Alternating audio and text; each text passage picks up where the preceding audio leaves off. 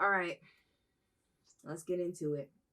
I just finished, well, I didn't just finish, but y'all just finished watching me react to episode 6 of Fire Force. The animation, right? Amazing.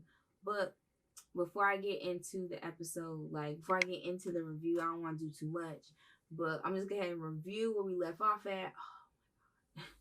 Where we left off at and what's going on. So as of right now in Fire Force, again, I just want to go ahead and apologize because I'm hopping in at like episode 6 instead of doing like, oh, 1, 2. No, I can't react to those because I already watched them. So yeah, sorry. Episode 6 picks up where the company 8 has just like ran up in company 5 because to their knowledge Sister Iris just left, and what she did, she left and went to go try to speak to Princess Hibana. Oh my god, love her. I know I had some reservations about her in my reaction, but we got it together and I'm glad because that was really good character development. I learned a lot about Hibana and Iris because we basically got their back. I would say, yeah, we got both of their backstories. We're probably gonna get a little more into Iris. Hopefully, maybe not. I don't know. I don't read the manga. The one show I don't read the manga for, right? Um, so we get their backstory in this episode, but Iris went to Company 5 to try to talk to Hibana and like reel her back in. And Hibana basically was like, nah, I'm gonna just keep you here so the rest of your homies can pull up and we could just fight. We just get it over with. And as we can see in the last episode, you know, that's exactly what happened. Lieutenant came through shooting everybody, but, you know, holding back the bullets because that's part of his power. And Maki is with him, and they were out here kicking ass. Arthur just defeated the Infernal and the evil doctor guy. Oh my god. So we left off those two battles. They, of course, are in Company 5 at that station because they got, basically they know that Hibana is doing experiments on infernals and having to do with human combustion, and they figure she's doing something illegal and they want to figure out what it is. And of course Iris just was the basically the straw that broke Camel's back, just gave them the ammunition to go in there, which they did. The episode left off with Shinra at busting into the room where Hibana and Iris are, and that is where we pick up at in episode 6. Amazing episode, great animation. I was very interested in Hibana. Like, I love Princess Hibana. Like, I said it in my reaction. She's like, I love her design, love the way she looks, and like I said, she was acting a little crazy, but we'll get into that as I get into my review. So we pick up and Shinra's like, bust in there, you know, he's like, yo, what are you doing? Like, what are you doing, Iris? You tripping. And basically that leads to him and Hibana having a conversation, like having going back and forth, where he's like, y'all want to be a hero? And she's like, I don't believe in heroes. Like, Hibana basically at that point, she doesn't really care. She thinks everybody's beneath her because she calls them all gravel, right? And she's like, yo, like, I don't believe in heroes. She's basically left the church, basically, and she's straight off. She's lost her path, and that's part of the reason why Iris was there talking to her and trying to bring her back in. Like, why are you doing this? And we find out that in the last episode, we found out Hibana and her grew up in the same covenant. They grew up in the same church. I'm just gonna say that. So they grew up in the same church, and we didn't get like a lot of that, but we got it now. And Shinra is, of course, like, no, I'm gonna be a hero. And of course, Hibana's just being super, super negative and super crazy. They begin to fight. She extinguishes Shinra's, like, his feet with her powers. She's a third generation. I can't say the word, so y'all know, but she's a third generation, and she can extinguish flames as well as create them with her fan. And that's basically what we saw in this episode show. She is extinguished Shinra and started attacking him with her fan, and she uses like fire and flowers, which I think is really, really pretty. But we'll get into that as we get into the flashbacks about her and her whole life. And as she's beating up Shinra, because that's what's happening. Like, I mean, I was cheering for him because I wanted to win. Iris is like, can you, like, please, like, you're supposed to use your flame for good, to save people, for, like, salvation. And she's like, I'm not gonna stop. Like, if you want me to stop, like, you might as well just pray to the God that you have, because that's the only way I'm gonna stop. And then we go into a flashback where we see, where I believe it's Hibana narrating, and she's basically saying that the church that they grew up in, they took all the orphans in, of course, raised those girls and to be nuns and everything. And Hibana always said, like, she never really take that kind of stuff seriously. She's kind of always been kind of skeptical. I would say skeptical. And it shows, she talks about how, like, it was a slight flashback, but she goes into how one day all the nuns, like, I guess turned into infernos and combusted. That's the only, I assume they turned into infernos, except for Iris and her. And she was just left questioning, like why would that happen? Like, I was like, they're really good people, and I'm not even into this as much as them, but like, why? And that was basically the start of her beginning to lose her way. And then we cut back to the fight, and she does this amazing move where she makes a sakura tree, and all the little flowers, they bloom and they like pop up, and they start, like, you saw what it did, like they blossom, and all the petals, they just burn, and it's like too much. And so her and Shinra back to the fight, she decides to encompass him in all the petals. And I believe the move is called the Sakura Blizzard, and it's like a heat. It's like a fire tornado. That's what I would say it is. I would say it's like a fire tornado, and Shinra's in it, and in the middle of it, so he's supposed to be burning up, but he's not. And she's like, yo, what is going on? Again, another one of those moments.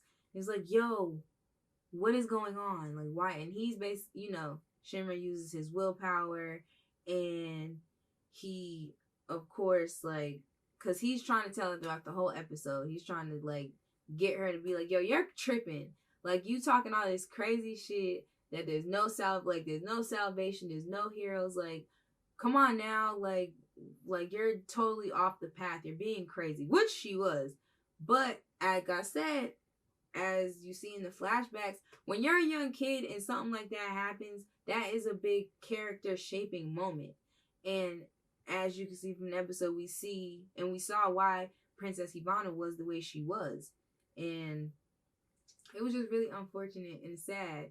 And like I said in my reaction, that's happening. That's a little pattern I noticed. Because the same thing happened with Shinra. Like, all of a sudden, like, one day out the blue, people just bursting up into flames. Like, what? But I digress, because I guess we're going to find out. I really wish I read the manga. If anybody reads the manga, let me know if it's good. I mean, the show's good, so I assume the manga is, but let me know in the comments if you can, if you want to. But like I said, so Shinra's in the middle of this heat tornado of sakura flowers, and he's not burning up, and he full live jumps out it and like punches her in the face, knocks her out. Hibana knocks out, and she goes, and we basically get all of the missing pieces to her backstory that we wanted. And she flashes back to when she was younger, and she was younger, but she's older than a lot of the other girls, so she's older than Iris. And she's showing them all her beautiful flowers, and it's so cute, her little fire flowers, and she's changing the colors, and you know what that's from. I said it. If you go watch Dr. Stone, if you want to get the relation. And the nun comes out, and she's like, you're not supposed to be using your powers for fun stuff. Like, as she was talking to Iris, because Iris, we got her little character development. She was very shy. So as Hibana was showing all the girls what she can do, Iris was just off on the side, like peeking, like, oh. And Hibana goes over to him. She's like, hey, like, come on, like, don't be shy, like, come on out. And Iris is like so, like, she's so shy, but they're so adorable. She's so shy, and she's just like, can you, like, show me the flowers? And Hibana goes like, when you stop being shy, like, I'll show you, but until then, like, no. And they go inside after the nun. Like I said, grown-ups always come in and ruin stuff. She wasn't doing nothing wrong, but we saw from that flashback, we got a lot of things about Hibana. Number one, she always had that little attitude, but she was much nicer. She, like I said, she uses the power of flowers and fire. She's a third generation. Like I said, I don't know the word. I want to look into that. But she's really good at science, which we kind of figured from, you know, all her illegal experiments and stuff. But it basically got confirmed that she's always been into science, which means she's always been smart and, like, kind of sort of ahead of the curve and skeptical. And, like, that just leads you to grow up to be like, you're always seeking knowledge. You're trying to always figure some stuff out. So we got to how she's so smart and so calculating. And at the same time, we, in that flashback, that day that the nuns turned into infernos, it really impacted her. And she was really left questioning, like I said, like, her place and what's to go on. And we saw in the episode, she even was like, yo, like, I can manipulate flames, and flames aren't good. They're like, she related them to the devil. So she just dove deep into something really negative and spun her off into doing experiments because she wanted to figure out why that happened to her. And as she did experiments, she got older and she realized that, I can't say the name of that industry.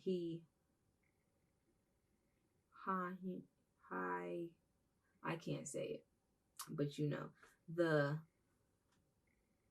Hajima, I think it is. The Hajima Industries, she did enough research and experiments. She went to them, and that's basically how she became captain, because she did so much research.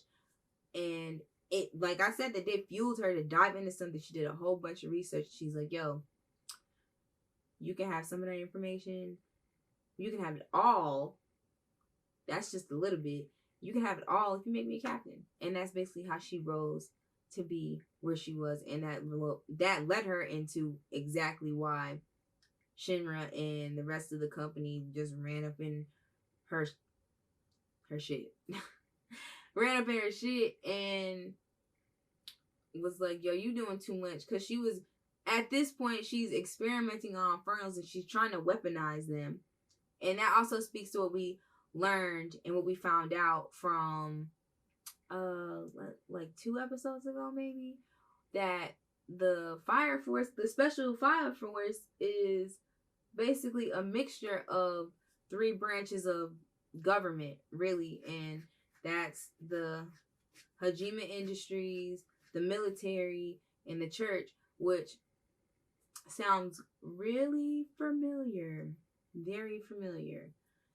So that being said, everything's all connected. So that's just one way where we see how Sister Iris and Hibana were both part of, like, the church part, and Hibana leaves and she gets swallowed. I would say it's greed. That's what I put it, because I get the symbolism of money and a industry, that's important. That's an important word. Industry. It's not a company. It's not just a small business. It's an industry, which means it's a lot of money behind it. And of course, all those things get intersected with government and military and belief, all that stuff. So it's just corruption, basically. Those are like the beginning: military, belief, and I think money, greed, industry, capitalism is all just like the starting seeds of corruption, which is how they have issues there today. And that's how Hibana got to where she was. That being said, in that moment where she basically flashbacked and saw everything, she wakes up and she sees Iris and Shinra there. And I think for the first time in a long time, she was around people and she realized she wasn't alone, which basically goes to what she said. She was basically saying like I didn't have anybody, I was alone, and that's why like I did some things I did. And Iris basically was like, you weren't alone. Like, I'm here. Like, you were always a hero to us. Like, you were always special to us. And basically, Hibana gets modest. She's like, how? Like, I'm not a hero. I don't have no heroes. I don't believe in heroes. Oh my god. That a freaking...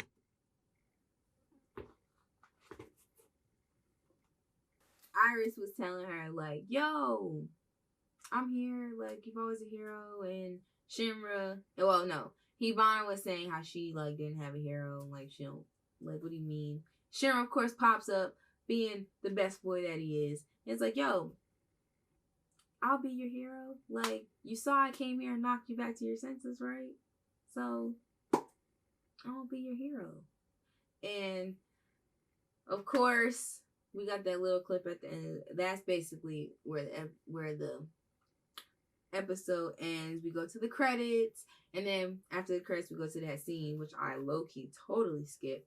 And it's basically, like I said, it's still the episode. It's the aftermath, and they all go walk around the Hibana, Shinra, and Iris go walking around to find everybody. And, of course, they find everybody knocked out and tired. And she's like, how am I going to explain this to everybody? Like, y'all just ran up in here. Like, it could have been... Lieutenant was trying to make it like an exercise, but Shinra, like, jumped the gun. And they all find a way. And we saw a cute little scene where Hibana said she likes Shinra. And everything's all good now. I like Hibana. You like Hibana. I think we all should, because she's, like, great now. Because she's not crazy. She let that pain go. You see what happens when you let go of that negativity? Everything gets better. Now, as for next week, I'm interested to see where it's going to go. Because, like I said, I don't read the manga. And I have no idea what's happening next week, and I didn't see a trailer. I don't know how I'm gonna, like, because it's not really a cliffhanger. They leave us at like a cliffhanger, not that I saw. So I guess it's one of the things, like, episode 7 of Fire Force is gonna be this. So I guess that's all I got for the review. I hope you guys liked it. I hope you guys enjoyed my reaction. And I hope you guys go click on my Dr. Stone reaction and review, because that's where the finishing of my look is. I hope you guys like my makeup, because I like it. It took me a long time to do it. I had a little hiccup yesterday, and I didn't think I was going to make it here, but I did. So, thank you for watching the video. I hope you liked it. I hope you guys subscribe to my channel. I hope you guys like the content I have so far. I hope this video is better than the last one, because I saw the dislikes, I got the comments I saw, and hopefully this is better. So, that being said, go look at my Dr. Stone video.